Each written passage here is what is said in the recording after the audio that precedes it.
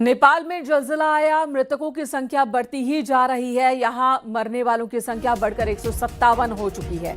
नेपाल चीन सीमा के रसुआगढ़े इलाके में भोटेकोशी नदी की बाढ़ ने भारी तबाही मचाई। हादसे में अब तक 750 लोगों के लापता होने की जानकारी है, जबकि 75 लोग से ज्यादा घायल हैं। लापता लोगों में नेपाल पुलिस के 26 नेपाली सेना के 44 और सशस्त्र पुलिस बल के 13 जवान भी शामिल हैं। वहीं बाढ़ प्रभावित क्षेत्र से अब तक 93 लोगों को सुरक्षित निकाला गया।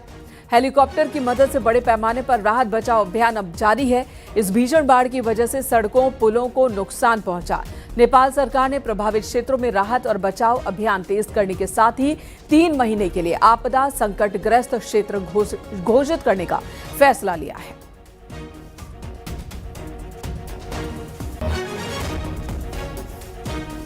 नेपाल में कल बाढ़ आई, तिब्बत में बाढ़ आई थी, जो पानी नेपाल में तबाही मचा गई। और देखिए जरा किस तरह का जलजला कल पूरे नेपाल में हाहाकार मचा रहा। मृतकों की संख्या बढ़ चुकी है। पहले ये खबर आई थी कि 95 लोगों की जान गई, लेकिन अब 100 से ज्यादा लोगों की मौत की पुष्टि हो चुकी है।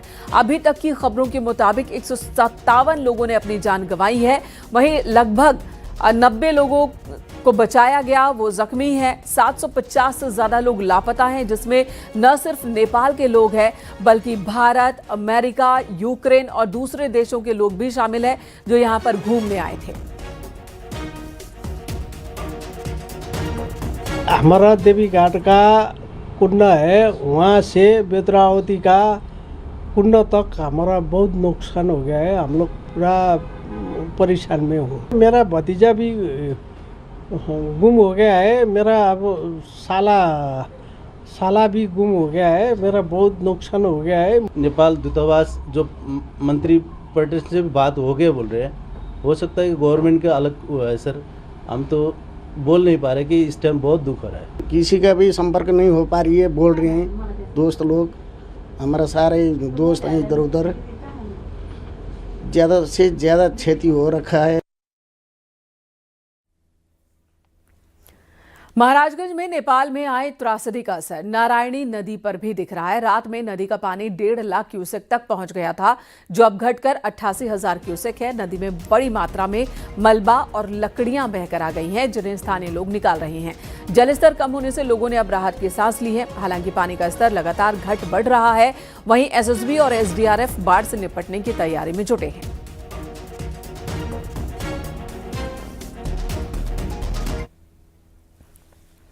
उधर कुशीनगर की स्थिति भी आपको दिखाते हैं। नारायणी नदी का जलस्तर अब घटने लगा है। लोगों ने राहत की सांस ली है। सुबह 7 बजे तक नदी का डिस्चार्ज 92,000 क्यूसेक दर्ज किया गया। गंडक बैराज के सभी फाटक खोल दिए गए। वहीं खड्डा तहसील के कई गांवों में बाढ़ का खतरा बना हुआ है। एनडीआरएफ, एसडीआरएफ, पीएसी और जल पुलिस की टीमें गांव में तैनात है। कुछ रास्तों पर पानी जमा है और लोगों ने रात जाग कर ही बिताई।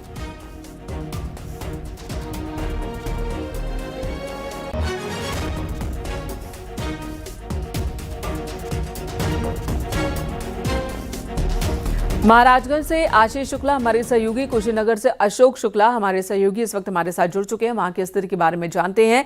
आशीष, सबसे पहले ये बताएं कि महाराजगंज में अब क्या कह रहा है प्रशासन? हालात कंट्रोल में है? क्योंकि एक डर, एक आशंका बनी हुई थी कि नेपाल में जिस तरह से बाढ़ आई है उसका असर यहां पर भी सीमावर्ती इलाकों में देखने को मिल सकता है। देखिए, बिल्कुल आपको बता दें नीलू कि जब भी नेपाल में कोई इस तरह के हादसा होता है तो उसका असर जो तराई का इलाका है महाराजगंज, जो पहाड़ों से आती है पानी और मलबा या फिर जो भी तबाही होती है, उसका असर महाराजगंज जनपद में सबसे पहले देखने को मिलता है। आपको बता दें एक वाकया, जब त्रिशूली नदी में बस गिरी थी और उस बस में काफी लोग हताहत हुए थे, काफी लोगों की डेड बॉडी तक नहीं मिली थी और उसकी डेड बॉडी कई दिनों बाद यही वो क्षेत्र है जहां पर आकर के फंसी थी और यहाँ की लोकल पुलिस ने बरामद किया था। और आपको बता दें कि अब रात में 1.5 लाख से अधिक क्यूसेक पानी का डिस्चार्ज हुआ था। यही वजह है कि बड़ी संख्या में लकड़ियां, मलबे नदी से बह करके यहाँ पर आए थे। आप मैं दिखाना चाहूंगा कि यहाँ देखिए बड़ी संख्या में जो जब पानी का 1.5 लाख से, तो यहाँ जी, आपकी आवाज फ्रीज हो रही है, स्क्रीन भी फ्रीज हो रही है। तो महाराजगंज से ये तस्वीर हमारे सहयोगी आशीष दिखा रहे हैं कि वहां पर जलस्तर बढ़ गया था। हालांकि अब जो है स्थिति कंट्रोल में है, डरने की बात नहीं है, खतरा टल गया है, प्रशासन के लोग यही कह रहे हैं। कुशीनगर में क्या हालात है, अशोक बताएंगे। अशोक, ये बताएं कि वहां पर क्या प्रशासन की तैयारियां हैं और खतरे को लेकर क्या बात कही जा रही है अभी? जिस तरीके से नेपाल में भारी तबाही हुई, जो ग्लेशियर टूट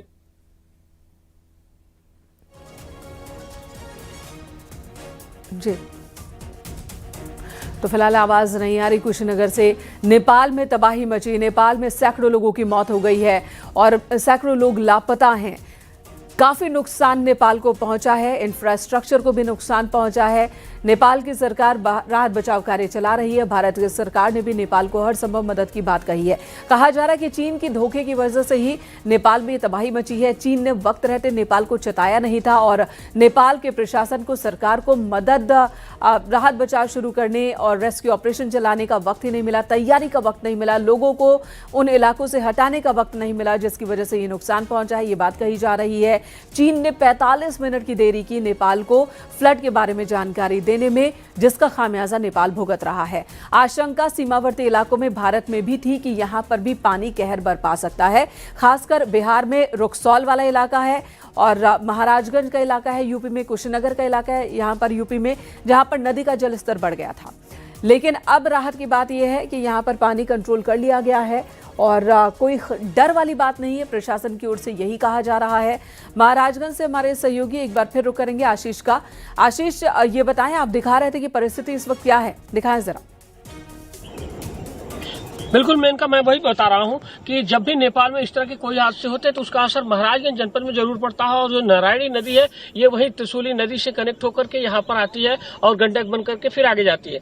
तो मैं इस वक्त वहीं पे खड़ा हूँ। 1.5 लाख क्यूसेक का डिस्चार्ज रात में हुआ था। इसकी वजह से काफी बड़ी संख्या में लकड़ी और मलबा आया था और जो रेत था वो उसका एक बहुत बड़ा चट्टान आप मेरे पीछे देख सकते हैं कि बन गया है।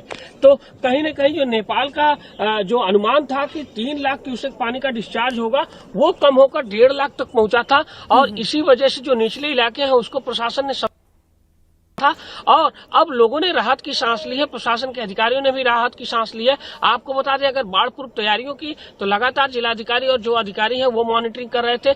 एडीएम जो आपदा के अधिकारी हैं उन्होंने भी रात में कैंप किया था और एसडीआरएफ, एनडीआरएफ, एसएसबी, पुलिस, सभी लोग मिलकर के इस जो त्रासदी थी उससे निपटने की तैयारी थी। लेकिन गनीमत ये है, राहत भरी खबर ये है कि अब नारायणी नदी का जलस्तर नीचे हो रहा है। हालांकि सुबह ये राहत की बात है कि जलस्तर नीचे हो रहा है, कई पर बैराज को ले गए और पानी को कंट्रोल किया गया। धन्यवाद आपका इस वक्त पूरी जानकारी देने के लिए। दोनों ही सहयोगियों का, अशोक और आशीष, दोनों का ही बहुत बहुत धन्यवाद। तो महाराजगंज, कुशीनगर, दोनों ही जगहों पर स्थिति कंट्रोल में है। नेपाल में आई भीषण बाढ़ के बाद उत्तर प्रदेश सरकार ने नेपाल में फंसे यूपी के नागरिकों की मदद के लिए कवायद तेज कर दी है।